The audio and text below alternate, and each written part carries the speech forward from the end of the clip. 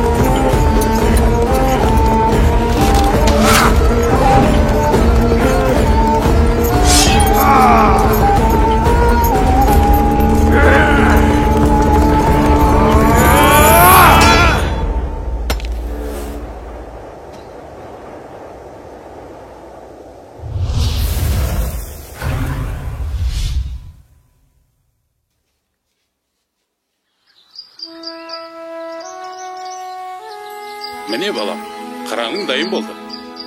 Қандай әдемі. Әке, өзім ұшырайыншы. Жарайды, ала қой. Кез келген халыққа бәрінен бұрын асқақ рух керек. Ал қазақтың ұлттық рухы оның ерлігінде жатыр. Нұрсұлтан Назарбаев.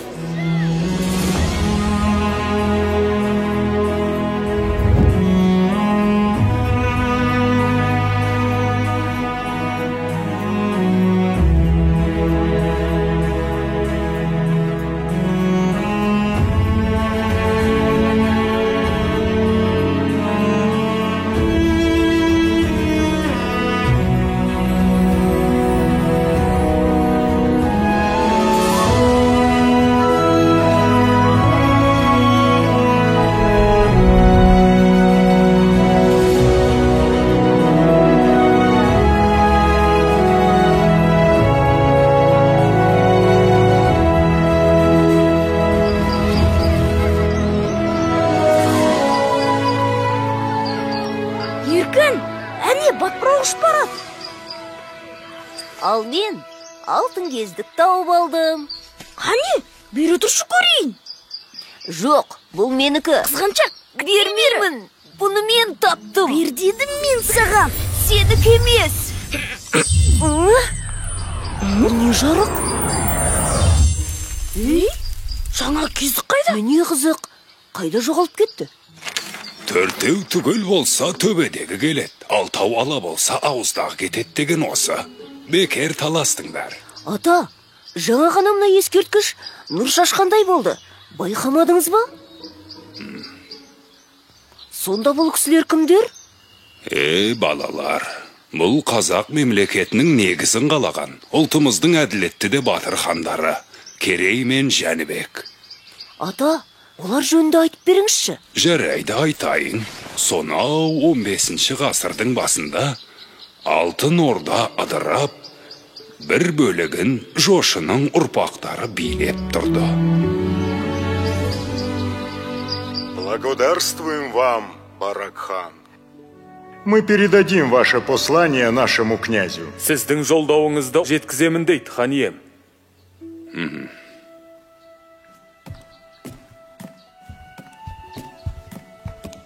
Халықтан шағым түсті.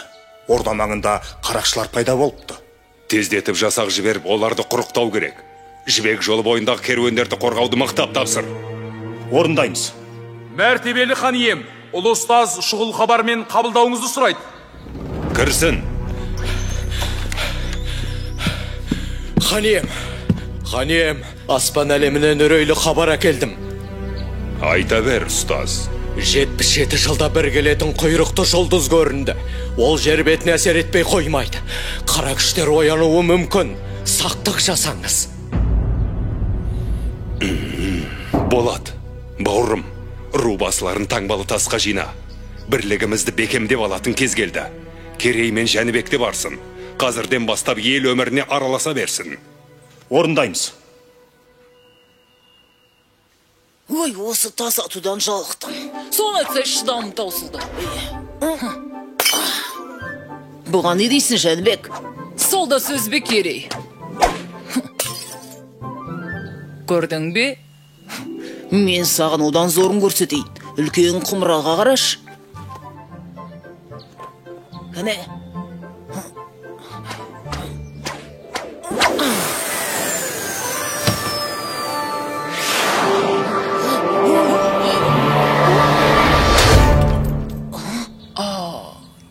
Байқамай қалдым, кешіріңіз.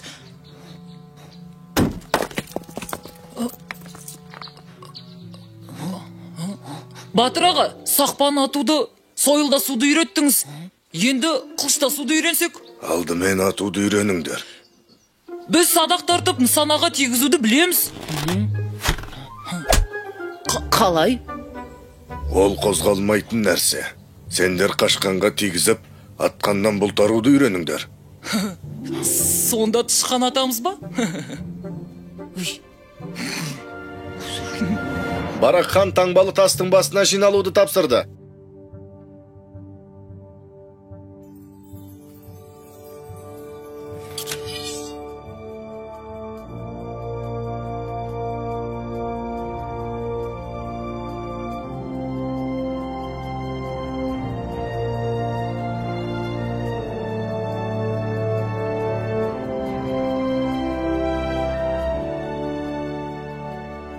Мұнда не болады?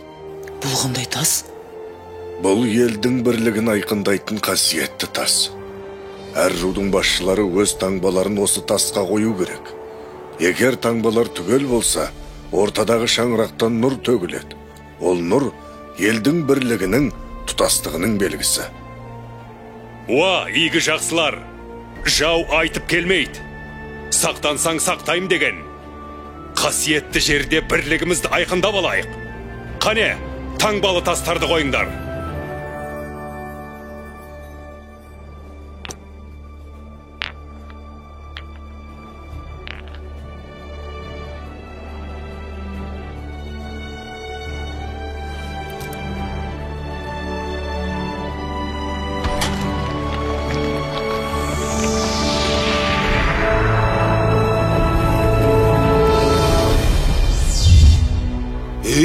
Неге нұр төгілмеді? Қарабектің таңбасы қойылмады.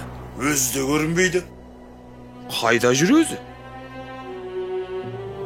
Болат Сұлтан, сен не дейсің? Ол неге келмеген? Хан ием, Қарабектің келмегені ел бірлігін жақтамағаны ғой. Онсыз нес, Қарабектен ондайды күтпеген едік. Іштен шыққан жау жаман. Әйтеуір арамызға ірткі түспесін. Құйрықты жұлдыз көрінгенде қара күштер бас көтереді. Солардың ісі болмаса жарар еді.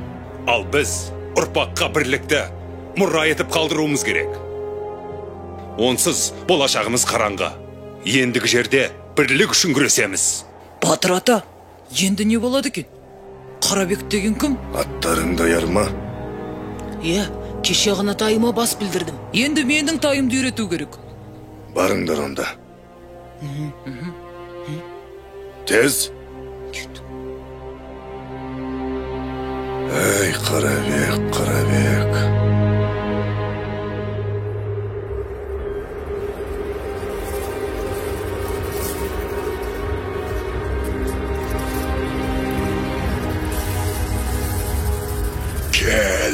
Келе бер. Бұл халықты бір-біріне жау етіп, өз қолыммен жойып жіберем. Менің айтқаныммен жүрсең билікке де, байлыққа да жетесің, Қарабек. Бұл саған таңбалы тасқа бармағаның үшін сыйлағым. Бір тамшысын ішкен адам қасиетінен айырылады, өз жақынына жау болады. Әбілқайырды таққа отырғыз, ол да менің айтқаныммен жүретін болсын.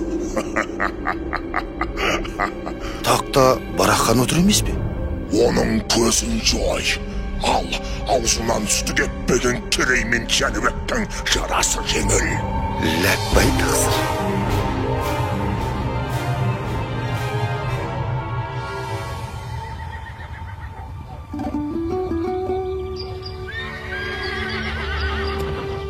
Ассалаумағалейкум, біз келдік аға. Жақсы ат ер қанаты деген. Ал сұлтандарым, қайсың мінесің?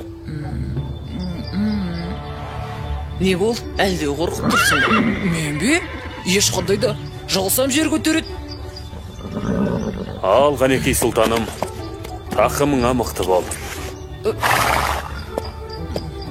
Айтчу, жануар.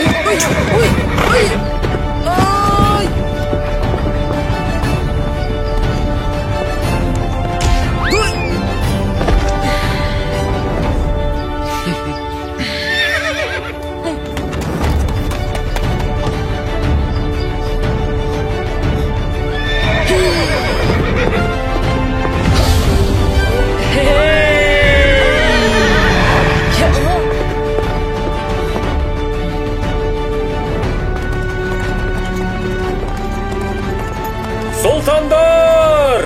Алысқа ұзамаңдар! Қызылжар жақта қарақшылар болуы мүмкін!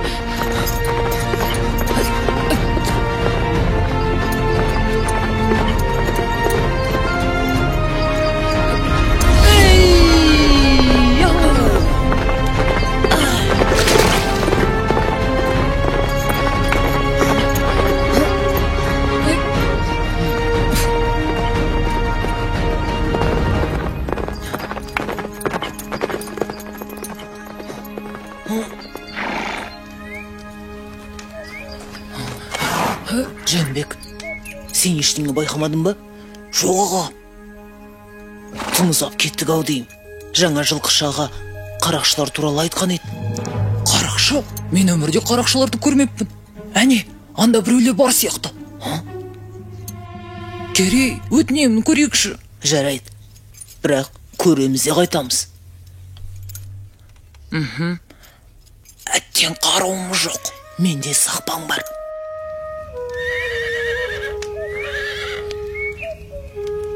Ей, көңілдіреген жоқ ба? Біздің билегіміз келіп тұр. Көңілдісін өзің бастамасаң.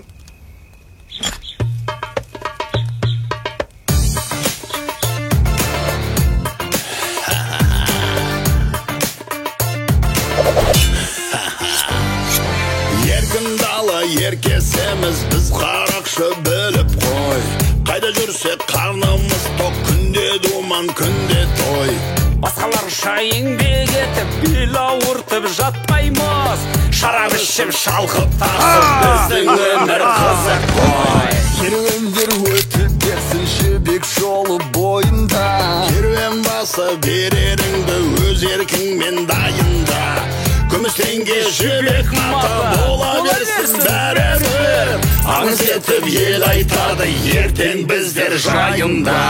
Қорқытамыз, тонаймыз, босалаймыз оңаймыз. Алтын күміс теңгелерді сыңғырлатып сарғаймыз. Саудагерді қанаймыз, асырашы талаймыз. Оңай олжа келіп тұрса қорғаламыз қалайды. Қарақшымыз қаталмыз, ел тонаймыз далада. Шын болады біз дегенде қарияда балада. Ұрлық түбі қорлық деген дана сөз бар халықта. Кім айтса да тауып айтқан түйіп алшы санаңа. Ей, мынау қайдан шықты? Сайтан емес пе өзі? Кімсің ей? Сендер қоршаудасыңдар. Тұтқындарды босатыңдар. Қоршауда дейді? Ешкім жоқ қой. Оны немен дәлелдейсің? Ей, бұл қалай болды? Тағы дәлел керек пе? Қай жерден атылды? Білмеймін, байқамадым. Абай болыңдар. Ай. Ай. Зәреміз долды ғой. Албақ мұрын, енді не дейсің?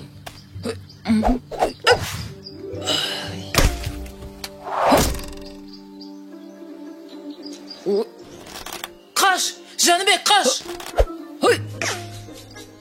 Қаш. Өшірініңді. Деген жоқ.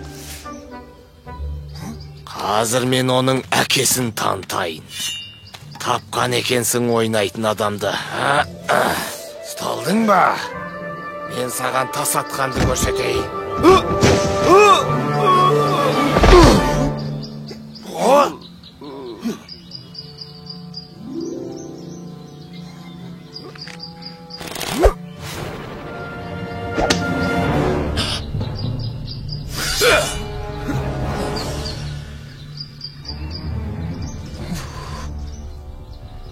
Кәне бұлай тұр.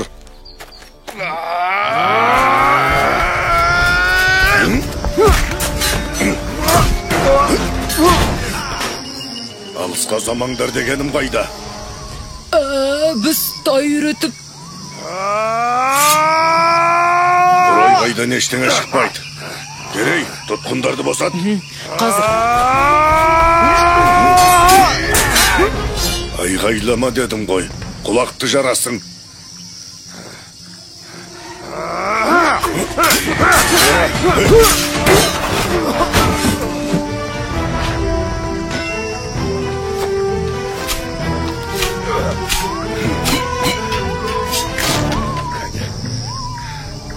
Ал сендер неге айғайламайсыңдар?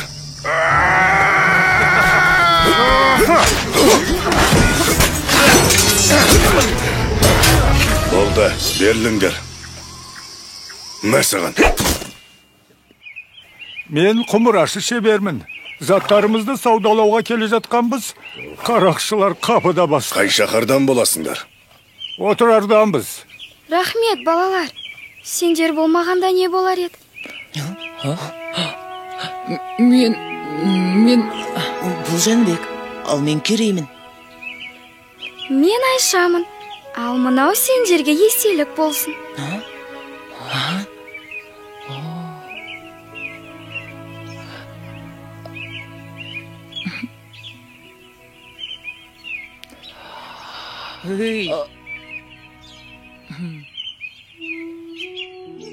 Сау болыңдар, Алла жар болсын. Сау бол. Жолдарың болсын.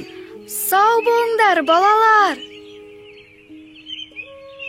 Батыр ата, бізді қалай тауып келдіңіз? Ақсақалды қария айтпағанда білмес едім. Ол қандай қария? Мен оны көрдім. Бір Алла сақтады. Қарақшылар жазым етсе не болар еді?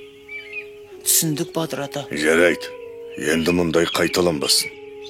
Батыр ата, бізге көрінген Қыдыр ата емес пе? Әбден мүмкін.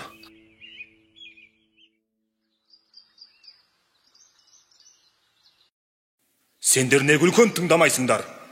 Ордадан рұқсатсыз алшақ кеткендерің қалай? Әке, мен кінәлі. Мен. Хан әке, менен болды, кешіріңіз. Осы істерің ел бастайтын сұлтандарға лайық па? Жарайды. Бір ашуыңды маған қый. Ал сендердің бір-біріңе араша түскендерің жақсы қасиет. Біз Болат екеуміз қандай бауыр болсақ, сендер де сондай жақын болуға тиіссіңдер. Сендер жұптарыңды жазбай жүрсеңдер ғана мақсаттарыңа жетесіңдер. Осыны бір сәт естен шығармаңдар. Иә. Ал балалар, сендер бара беріңдер. Хан ием, маған айтарыңыз бар ма? Аталық, талай айқастарда, қаншама сын сағаттарда менің сенімді серігім болдың. Алайда саған бір өтінішім бар. Айтыңыз, хан ием.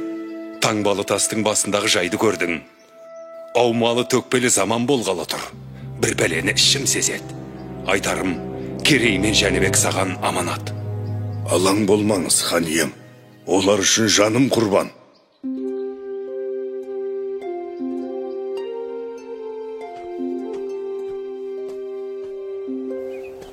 Бүгінгі жаттығуда не істейді екенбіз? Тағы да сақпан атпасақ болғаны. Батыр ата, өткендегі қашқанға тигізіп атқаннан бұлтару дегеніңізді түсінбедік. Қорамсаларыңды алыңдар.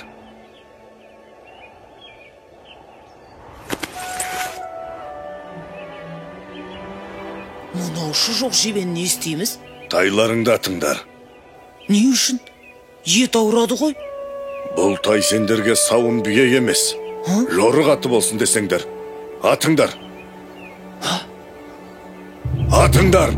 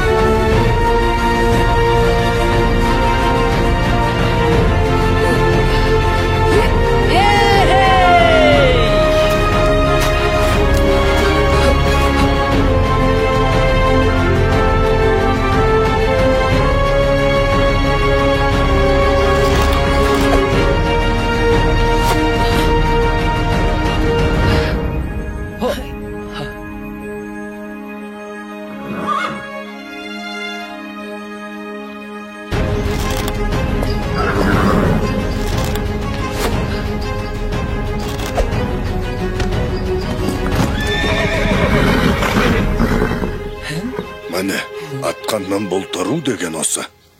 Жылқы көзі жылғадағыны көрет деп қазақ бекер айтпаған. Енді бұл тайларың сендерді жауып тұрған жебенің арасынан алып шығады. Ал шаңшың ұрысқа көкпардың додасына түскенде үйренеді. Түсіндік, Батыр ата. Біз ұрысқа дайынбыз.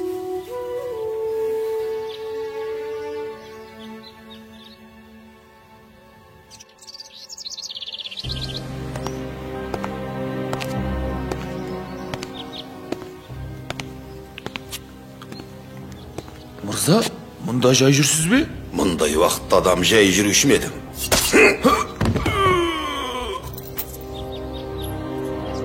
Мынау Қарабек емес пе? Мен сендерге бостандық сыйлайым, бірақ оның өтеуі бар.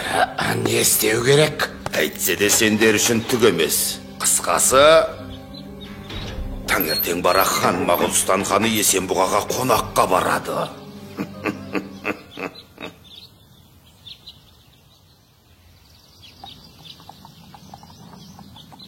Әлгі Қарабектен хабар бар ма? Хабар ошарсыз, көрдім деген ешкім жоқ. Жарайды. Әзірге ел тыныш. Жаста болса Әбілқайыр елге бас көз бола тұрар. Біз келгенше ештеңе бола қоймас. Көрші ұлыстармен ынтымағымызды нығайту керек. Бізді қонаққа шақырған Есенбұға ханның да ойы осы болса керек. Алайда ойраттардың не ойлап отырғаны белгісіз. Соны ұмытпайық.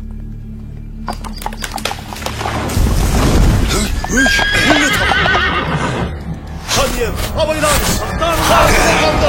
Ханда! Қалғандарыңмен шатыр құрыңдар! Тезіре! Ауырым!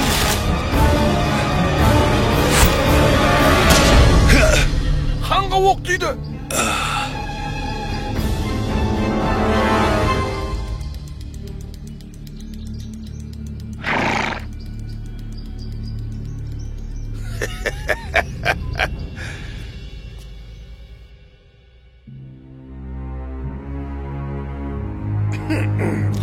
Әбілқайыр сұлтанның дастарханынан дәм тату біз үшін үлкен мәртебе. Қарабек, дәстүрді бұза алмайым. Қонақ болсаң отыр. Қаралы хабар естіп, қабырғам қайысып отырған аздай. Сен не бетіңмен келіп отырсың? Таңбалы тастағы таңбаңның жоғын қалай түсіндіресің? Түсіндірейін, сұлтан. Барақ хан өлді. Болат сұлтан ауыр жаралы. Ендігі тақ сіздікі. Ей, Қарабек, сен сатқындығыңмен қоймай мені азғырайын дедің бе? Сұлтаным, ас иесі мен дәмді. Меніке жай ақыл ғана. Әттен қонағымсың. Әйтпесе басыңды алар едім. Сабыр сақтаңыз. Ертең сіз хан болғанда, менің басым сізге керек болады. Хан болып ел басқару оңай дейсің бе?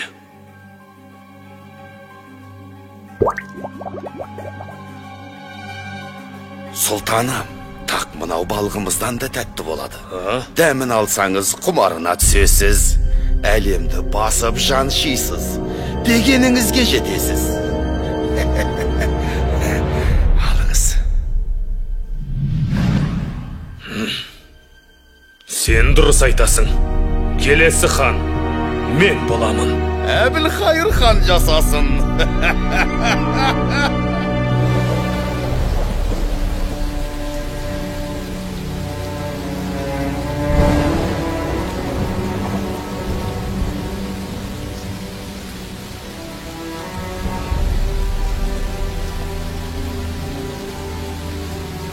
Жәнібек, қайғыңа ортақпын. Әкеңнің орнын ешкім толтыра алмайтыны белгілі ғой. Бірақ біз сенімен біргеміз. Бұл опасыздардың ісі бір ұшы сендерге тимес екен.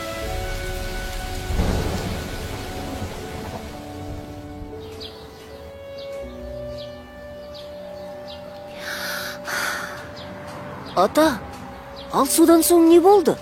Оларға қарт батырдың көмегі тиген болар. Я, ата, Керей мен Жәнібектің қалай хан болғанын айтып бермеші. Онда әр қарай тыңдаңдар, балалар. Әбілқайыр салған салық мөлшері халыққа ауыр тиіп, ханға деген ел наразылығы күннен күнге күшейе түсті. Елдің қасіретін көріп, Керей мен Жәнібек те ер жетті.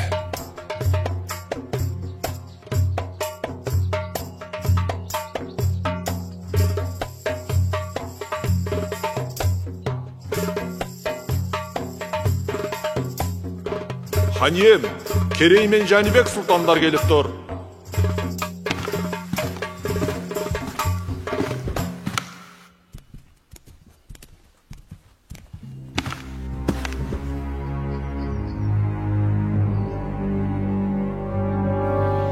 Иә, сөйле, Керей. Ел еңсесі езіліп, ынтымағы дырап жатқанда, думандатып жатқандарыңызға жол болсын. Немеле, қарағалық қайғырды екен деп, хан қара жамылу керек беді? Ұсақ түйекпен ханның мазасын алмай, келген шаруаларыңды айтыңдар. Хан үшін халықтың мұңа ұсақ түйек емес, ең маңызды мәселе болар.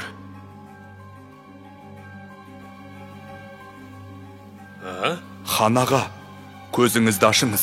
Таңбасын бөлек салған мына Қарабекке төрден орын беріп, тайраңдатып қойғаныңыз. Тоқтат! Мен сендерге аға емес ханмын.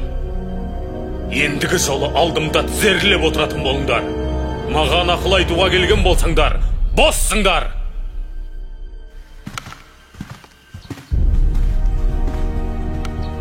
Өлтірік өсіп бөрі болды. Бүгін азуын көрсетті. Ертең сізге де шабат. Қапы қалмаңыз. Олай болса, тірсегін қи олардың. Құп тақсыр. Оларды аңға шығып, сейіл құруға шақырыңыз. Ар жағын өзім жайғастырам. Әбілқайыр хан сендерді не үшін аңға шақырды екен? Соны түсінбедім. Түсінбейтін несі бар? Өткендегі әңгімені жуып шаймақ болар.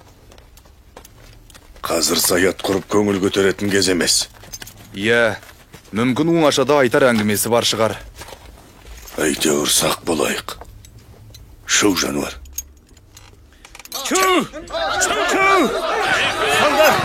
Стандар! Ай, қамысқа кірет қазір. Стандар, атыңдар! Қамысқа кірет қазір.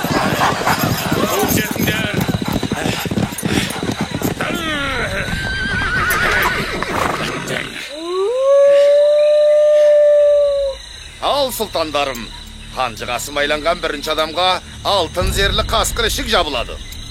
Бәрекелді! Ханның жомарттығына разымыз. Ал, қамыс ішіне кім кіреді? Мен кіремін. Мен де әзірмін. Сендердің өжет екендеріңе күмәнім жоқ. Алайда сақ болғайсыңдар. Оу, батыр, шәкірттеріңнің шамасын көрейік.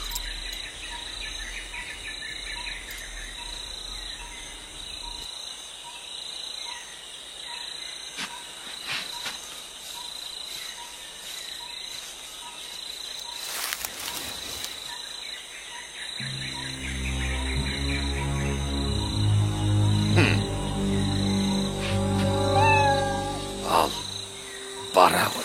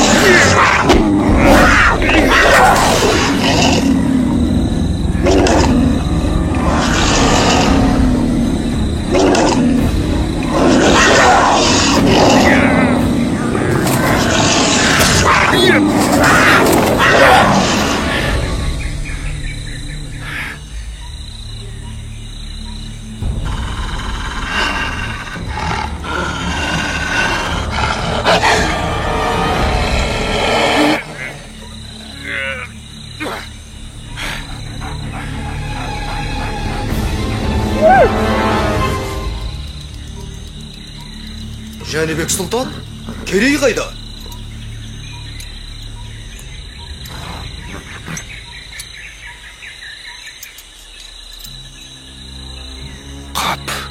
Болмады. Жәнібек сұлтан жасасын. Жаса, Керей сұлтан. Сұлтандар ерледі. Олардың батыр болып өскенін көрдің ғой. Қалайда көздерін құрту керек. Иә, олардың батырлығы сорымыз. Көздегені тағыңыз. Ендеше, тездетіп амалын тап. Орындалады тақсыр. Хан ием, ойрат ордасынан елші келді. Әбілқайыр хан, қонтайшымыз саған дұғай сәлем айтты. Бұдан бұлай, ойратқа салық төлейсің. Уақытында төлесең өмірің тыныш, ордаң бүтін болады. Дұрыстап ойлан, қонтайшы ек сөйлемейді.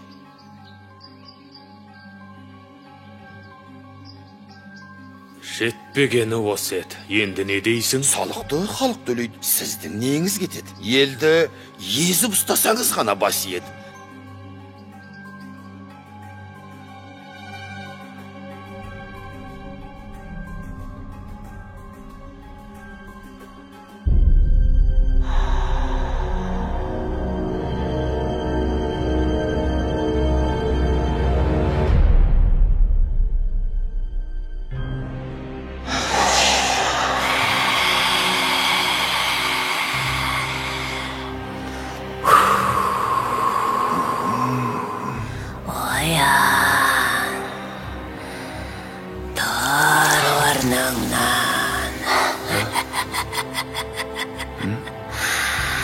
Менің соңымнан ер.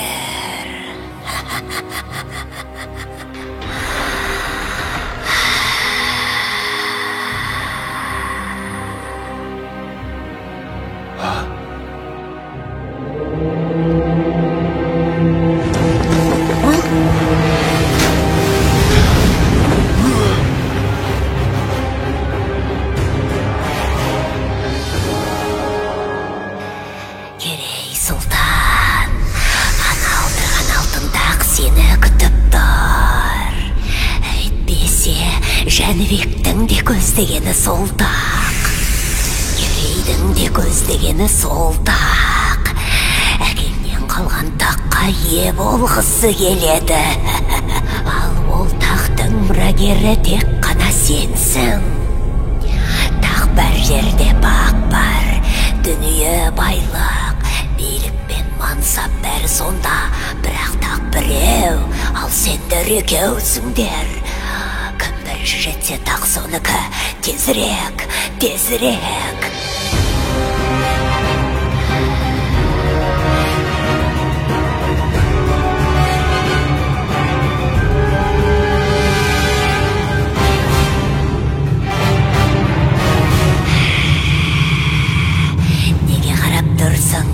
Өлтір оны. Әйтпесе қазір сені өлтіреді. Өлтір!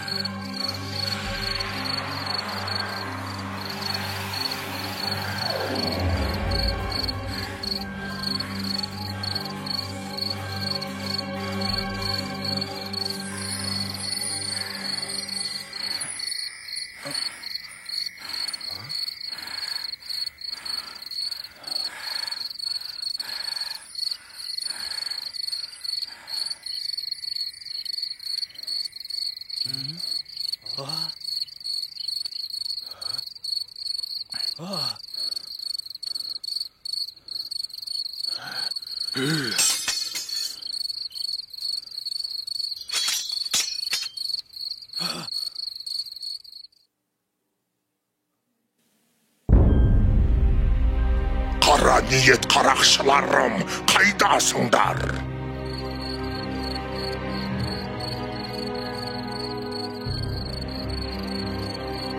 Бұлар баяғы қарақшылар емес пе? Иә, дәл таптың, сұлтан. Сендердің кесірлеріңнен біз тарға басқа қамалып қорлық көрдік. Ал енді сен де біліп ал, Жәнібек сұлтан. Сенің әкеңе қадалған жебе менікі. Немене? Енді сендер де осы жерден тірі шықпайсыңдар. Ах, қанішер жауыздар! Жәнібек!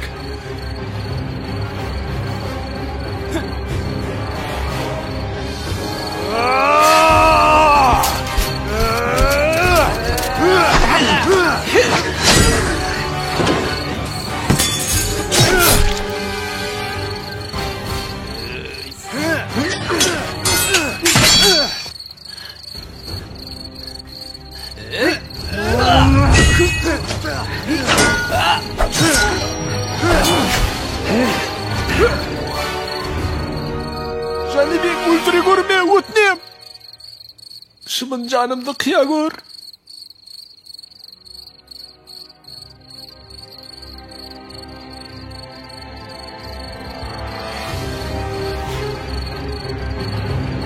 Жәнібек, байқа!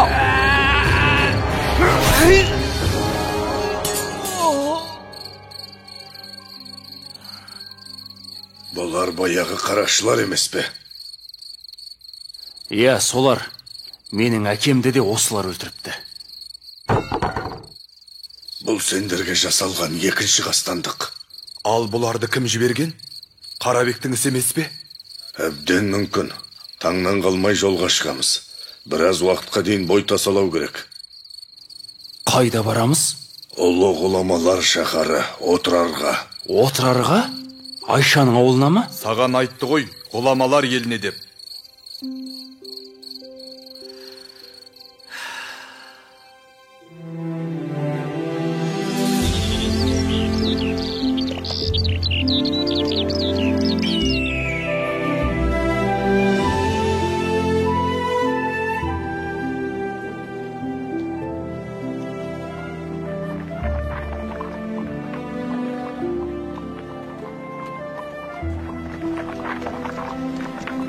Ассалаумағалейкум, ақсақал.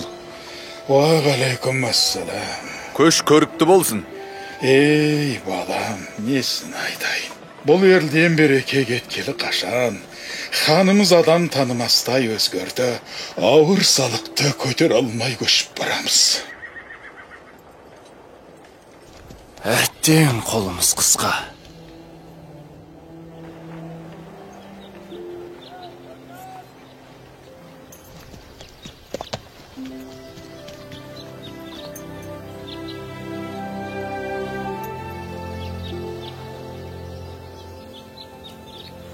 Қозы көш жер жүрдік, жағашпайсыздар ғой тіпті. Іштеріңіз пыспады ма?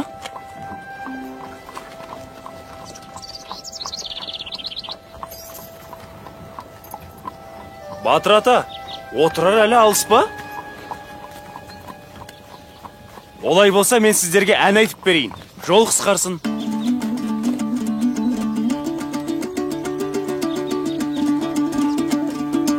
Қолымда бір қамшым бар, ақау бүлдіргелі ай.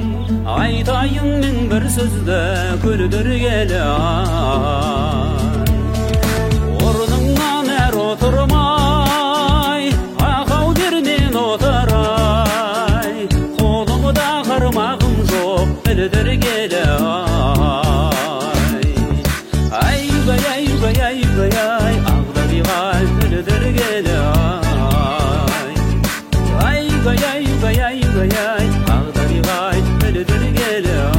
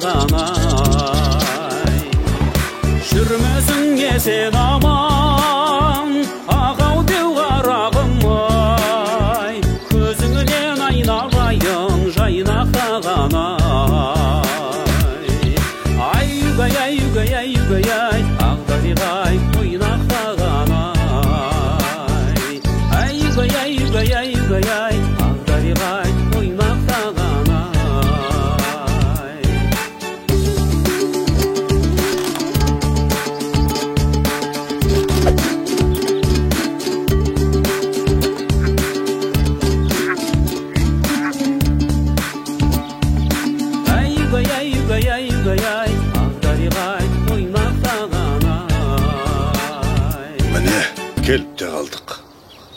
Отырар ғажап қала екен. Көгілдір күмбездері қандай. Иә, бұл шаһарда Айша тұрады. Мен жаяшин, расында да әдемі қала екен. Югай. Ішке кірейік.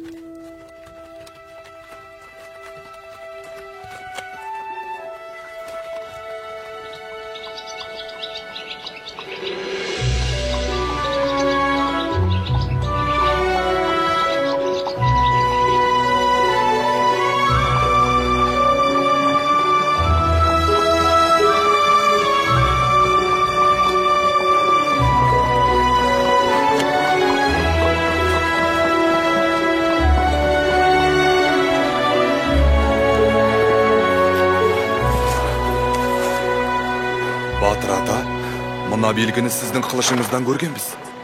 Иә, дәл өзі. Оны дұрыс аңғарғансыңдар. Ішке кірейік. Енді ұстаханаға не үшін келгенімізді түсінесіңдер.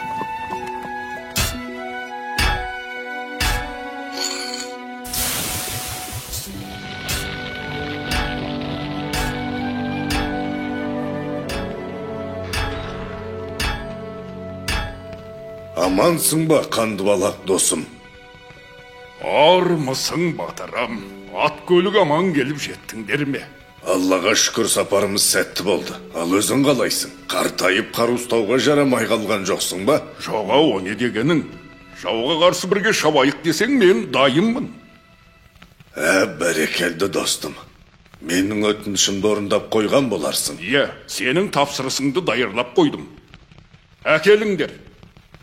Мынау менің шәкірттерім. Саған берген тапсырыстың иелері осылар. Онда бұлар осал жігіттер болмады ғой. Қанекей. Шарболатты 100 рет шоққа салып, 100 рет құдық суына малып шыңдадым. Мінекей, өзің сынап көр. Алғане, сынап көрейік. Міне, нағыз батырға лайық алмас қылыш осы.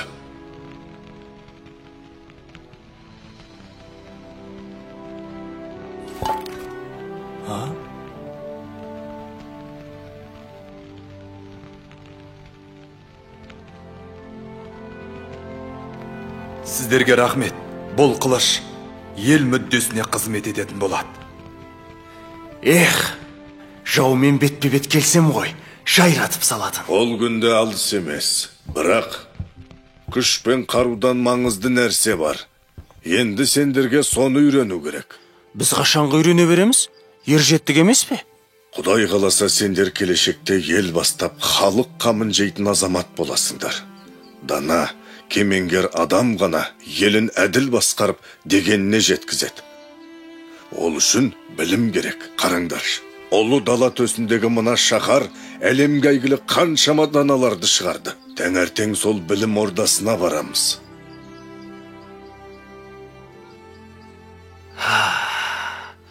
Қандай ғажап қала.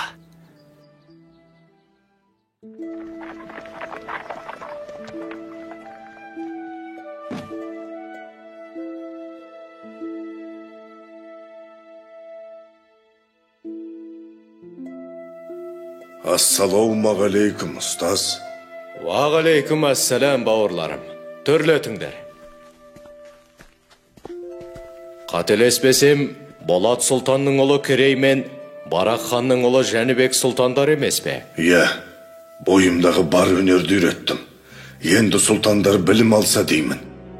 Тағы бір айтарым, бұлардың мұнда келгенін ешкім білмеу керек. Түсіндім. Ал сұлтандар адамзат ақыл ойының бар қазынасы жиналған жер бетіндегі ең үлкен білім орнының бірі Отырар кітапханасына қош келдіңдер. Білекті бірді, білімді мыңды жығар деген. Міне мынау адамзаттың екінші ұстазы өзіміздің Әл-Фараби шығармалары.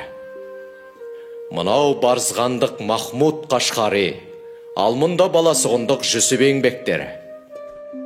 Сол жақта ғылымның серкесі Ибн Сина. Міне сіздерге керегі осы болар. құтағыду білік. Анау сөрелерде Аплатон, Пифагор сынды Рум ғұламаларының кітаптары бар.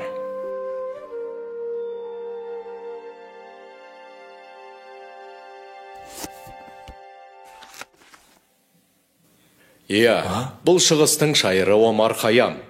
Бірақ бұл кітапты оқу саған әлі ертелеу болады. Мұнау не өзі? Дәл қазір сен әлемдегі тепетеңдікті бұздың. Аспан әлемі туралы Ұлықбектің еңбектерін оқсаңдар, бәрінде түсінесіңдер. Ал жерге жақындап келе жатқан құйрықты жұлдыздың бетін қайтару туралы бұл кітаптарда ештеңе жазылмаған ба?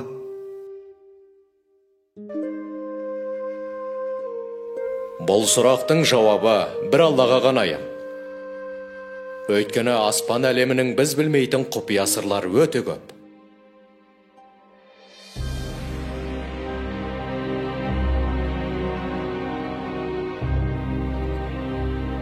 Айтқаныңды орындадым, әміршім. Елдің бірлігін жойып, берекесін кетірдім.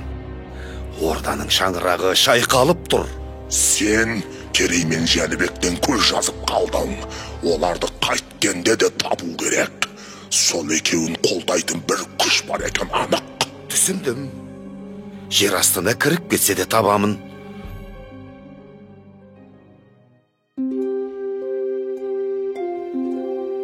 Мына кітапта Ұлықбектің 1000-нан аса жұлдыздың орнын белгілегені жазылыпты. Және ол Әбу Насыр әл-Фараби бабамыздың еңбегіне көп сүйенген екен.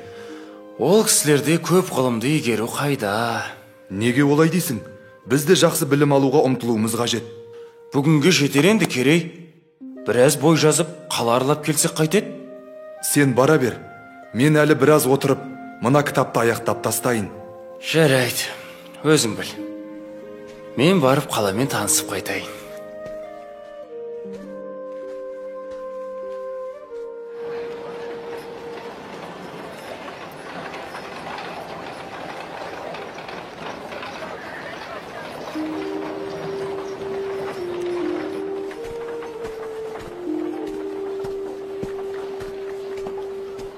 Амансыз ба, бейтаныс ару?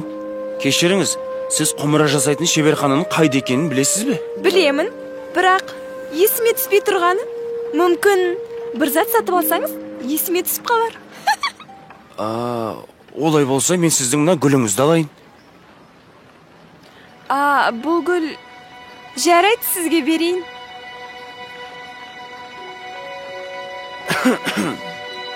Есіме түсті. Мына көшеге бұрылып тіке жүрсеңіз, алдыңыздан биік мұнаралы үй шығады. Сол тұстан шеберхана көрініп тұр. Рахмет сізге.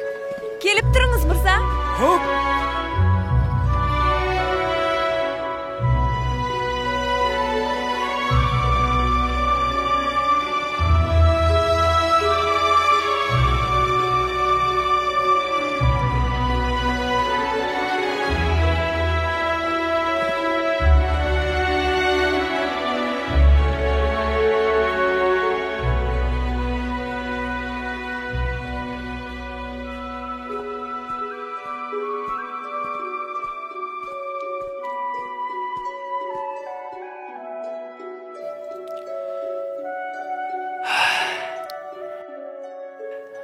Айша?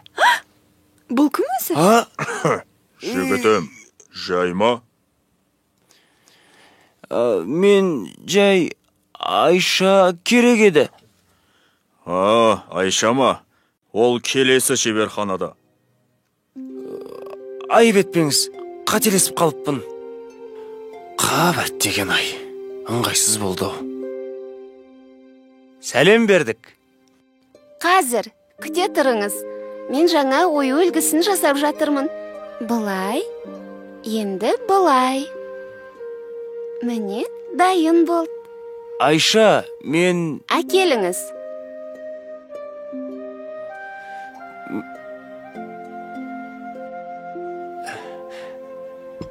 Мінекейіңіз. Иә, бұл құмыра 6 жыл бұрын менің шеберханамда жасалған. Мұна жердегі бояуы кетіпті ғой. Бірдеңе тиген болар. Әйтпесе біздің бояуларымыз ғасырлар бойы өшпейді. Айша! Жарайды, мен қазір жөндеп бере қояйын. Міне былай, содан соң былай. Құмыраңыз Айша! дайын болды, ала қойыңыз. Жаныбек, сен мұнда қайдан жүрсің? Айша, мен сені іздеп келдім. Керей де осында. Мені? Қызық екен. Ал сенің өрнегің әдемі екен. Мен де жасап көрейінші. Қолыңнан келсе көр. Несі бар? Мен жақында ғана кітаптан оқыдым. Біздің жерімізге келген бір саяхатшы өнерімізге қатты қызыққан екен. Аты Мақрұм Полат екен. Марко Поло шығар. Солай болар. Міне Айша, дайын. О, шабытпен салынғаны көрініп тұр. Рас айтасың ба? Жоқ, ойнап айтам.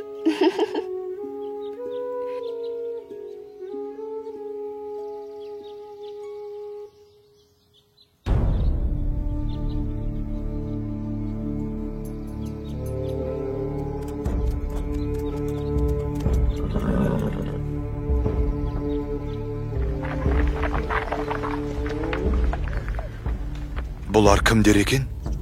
Олар ойраттар.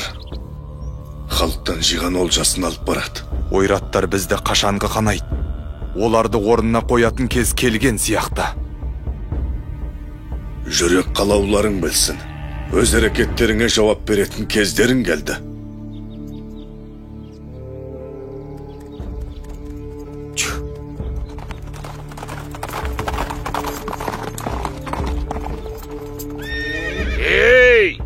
Біздің жолымызды бөгейтіндей сендер кімсіңдер? Біз Әбілқайыр ханнан тиесілі салығымызды алып келе жатырмыз. Жолды босатыңдар. Әйтпесе... Мен Болат Сұлтанның ұлы Кереймін. Халықты жылатып жинаған құн салықты осы жерде қалдырыңдар. Ал Қонтайшыға айта бар. Енді біздің елді мазаламасын. Мынау не деп тұр өзі? Басыңды шауып, Қонтайшыға қоса апарайық онда.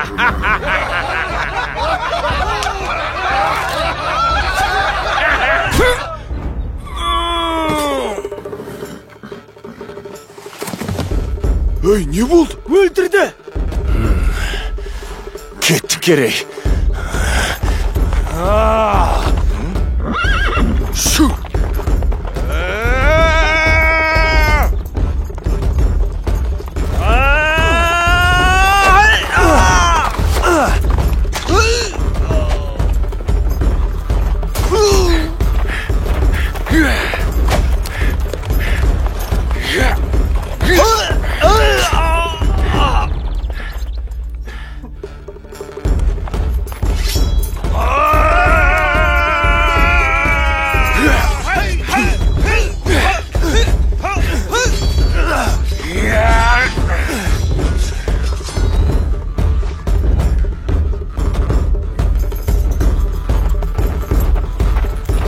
Жәнібек, кетті!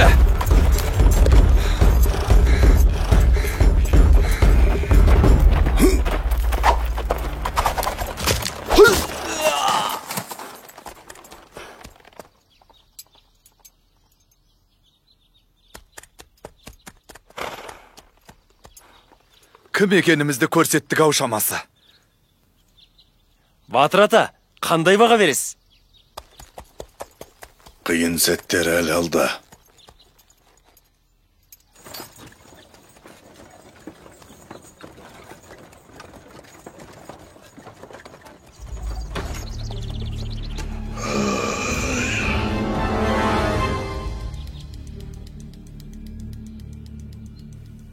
Бай болсаң елге пайдаң тисін. Батыр болсаң жауға найзаң тисін деген осы. Өркендерің өссін қарақтарым. Бірақ бүгінде күлкімізден күңіренісіміз көп болып тұр. Үстем салықтан ел қатты жүдеді. Бұл заман қайда барады екен? Қабырғамыз қайсып жүргелі қашан? Қайда барсам, халықтың айтары осы. Түнде ұйқымыздан күндіз күлкімізден айырып отырған бұл біздің де мұңымыз. Мына ұлы даланы мекен еткен бабаларымыздың әділдікті ту етіп, елін еркін өмірге жеткізген ерліктері тасқа қашалып жазылған. Еркін ел ғана алдына асыл арман қойып мақсатына жете алады. Бақ ынтымаққа барады екен. Біз бірігіп қана мақсатымызға жетеміз. Ел болып, ірге бекітіп, еңсе көтеретін кез келді ағайын. Қыр астында көз алартып жау тұр. Ұлымыз құл, қызымыз күң болмасын десек, ошағымыздың түтіні түзу шықсын десек, 5 саусақ бірігіп жұмылайық. Шешу шұрсқа түсетін кез келді. Ниетіміз бір болса, батаңызды беріңіз, ақсақал.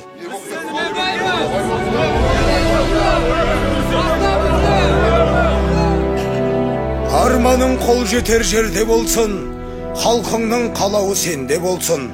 Алла жар болсын, аумин.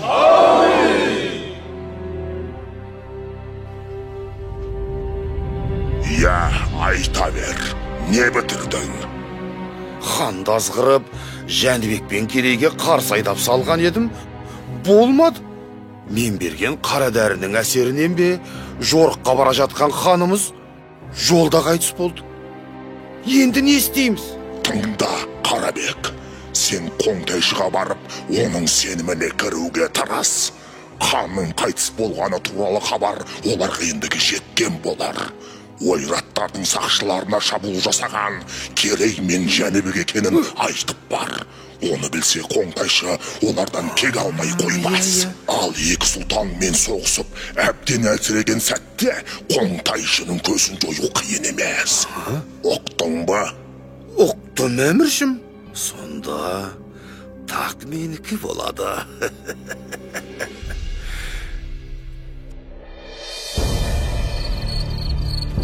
Солай де, Қарабек.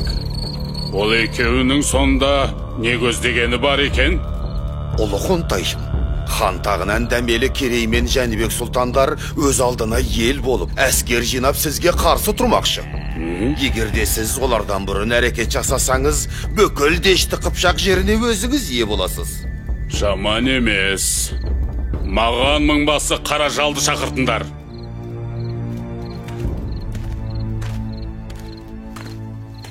Сен ініңнің кімнің қолынан мерт болғанын білесің бе? Білсем, қанын судай шашып, кегімді қайтарар ем. Айтыңыз, әміршім. Ендеше тыңда, сенің ініңді өлтіріп, маған тиесілі салықты тартып алғандар Керей мен Жәнібек сұлтандар екен. Керей мен Жәнібек? Рұқсат етсеңіз, дәл қазір аттанам. Екеуінің де басын шауып алдыңызға алып келмесем, қара жал атым құрысын. Әскерлер жорыққа дайындалсын. 3 күннен соң аттанамыз. Әміріңізге қолдық. Ал сен, Қарабек, бізді бастап барасың. Бұл қызметіңнің өтеуінен не сұрайсың? Айта бер. Ұлы Қоңтайшым, мендей пақырыңызға жібек жолы бойындағы Тарас шаһарын берсеңіз жетер еді. Дегенің болсын, бара бер.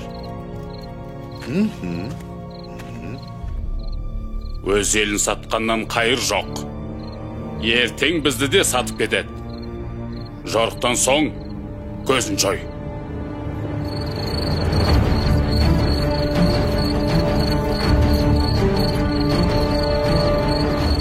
Олар жорыққа шыққалы жатыр. Қолы бізден 2 есе көп.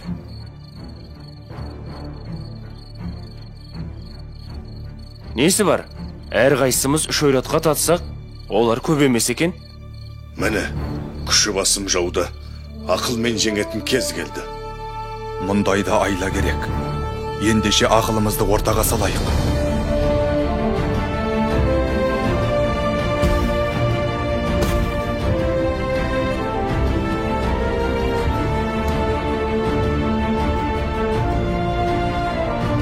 Әне, қарауыл төбеден белгі көрінді.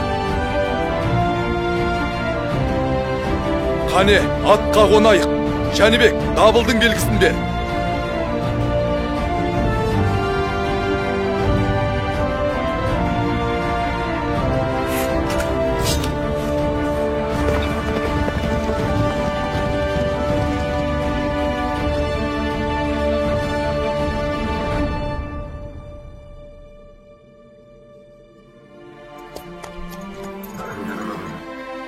Сарбаздар, кім екенімізді танытар сәт туды. Мына ұлы даланы мекен етеміз, не жоқ боламыз. Жау алдында тізе бүгіп тірі тұрғаннан, тіке тұрып өлген артық. Бүгінгі ерлігіміз, ертеңгі елдігіміздің басы болмақ. Тәңіріміздің өзі қолдасын.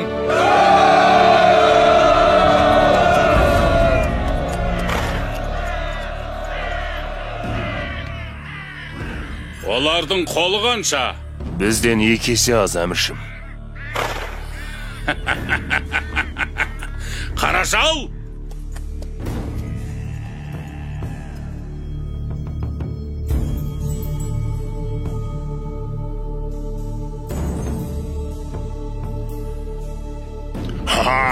Тағы да сен бе? Жолымнан былай тұр. Анау құйрықты жұлдызды көрдің бе? Күш мен жақта. Бүгін сен жеңілесің. Біздің айқасымыз әлем жаратылғаннан бері ешқашан толастаған емес. Бірде сен, бірде мен жеңдім. Ол бүгін кімнің жеңетінін құдіретті күшті бір Алла біледі. Әлде сен аққа құдайшақ екенін ұмыттың ба? Мені де қолдайтын күш бар екені есіңде болсын. Барлығын жермен жексен етем, мәңгілік түн орнатам. Ей, қазақтар! Дәл осы жерде қандарыңды судай шашып, құзғын қарғаларға жем қыламыз. Батырларыңның басын найза қылып, ұлдарыңды құл, қыздарыңды күң етеміз. Керей, інімнің қаны сенің мойныңда. Қанға қан, шық жекпе-жекке.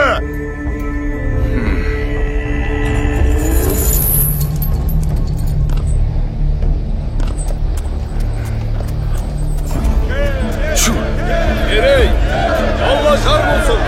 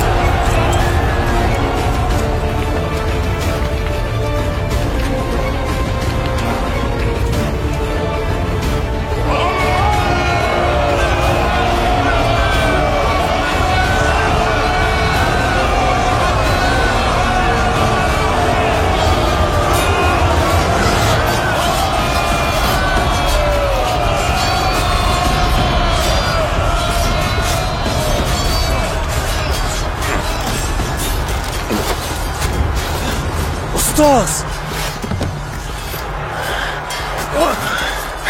Жәнібек, Қарабектен төсбелгін алып, таңбалы тасқа жеткіз. Бар. Қазір сені ме?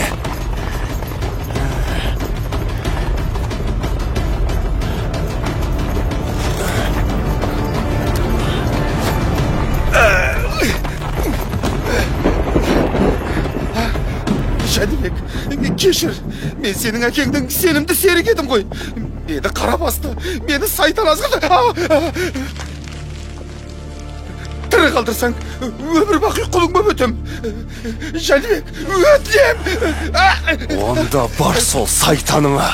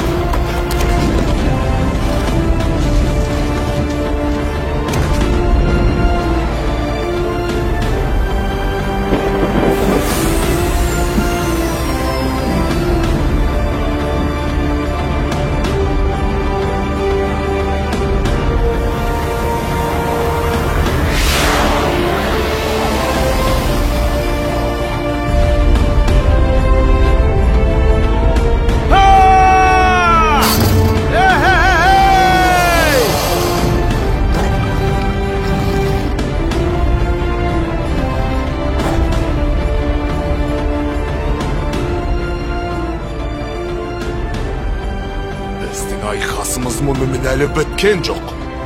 Біз әлі кездесеміз.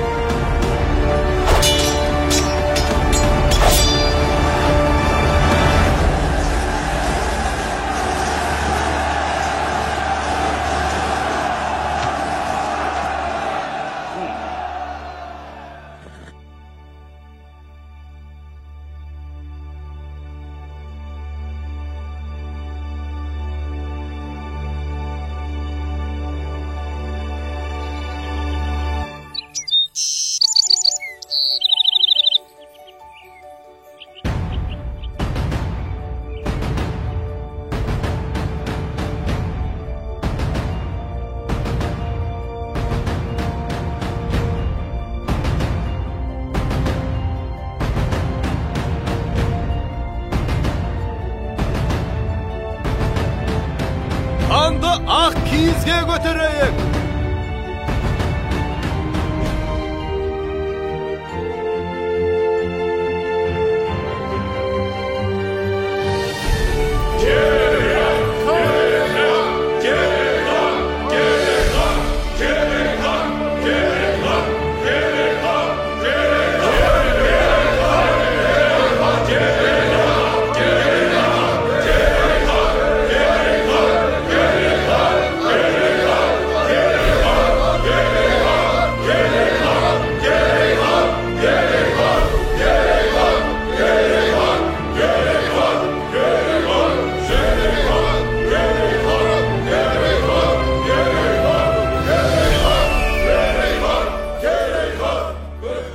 Халқым, біз бүгіннен бастап қазақ деген ел боламыз.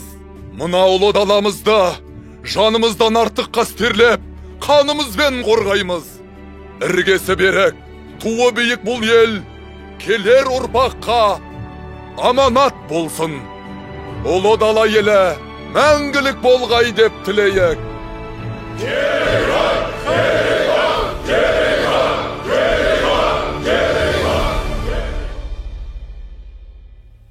Міне балалар, бұл бабаларымыз осылай қазақ елінің іргесін қалап, келер ұрпаққа, яғни мына сендерге аманат етіп қалдырған.